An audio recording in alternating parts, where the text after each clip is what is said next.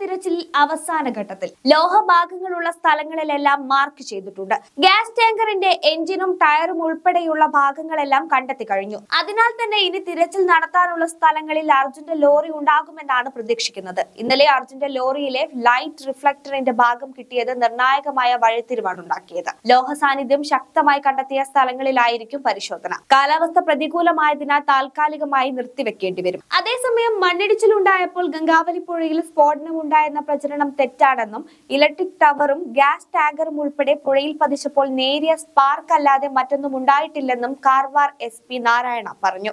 അർജുനു വേണ്ടിയുള്ള തിരച്ചിലിന്റെ 3ാം ഘട്ടത്തിലെ 5ാം ദിവസമായ ഇന്ന് ശിരൂർ ഉൾപ്പെടുന്ന ഉത്തര കന്നഡ ജില്ലയിൽ റെഡ് അലർട്ടാണ്. കാലാവസ്ഥ കൂടി പരിഗണിച്ച് മാത്രമേ ഇന്ന് ഡ്രഡ്ജിംഗും തിരച്ചിലും നടത്തൂ. ഗംഗാവലി പുഴയുടെ തീരമേഖലയിലടക്കം അതിശക്തമായ മഴയ്ക്ക് സാധ്യതയുണ്ടെന്നാണ് മുന്നറിയിപ്പ്.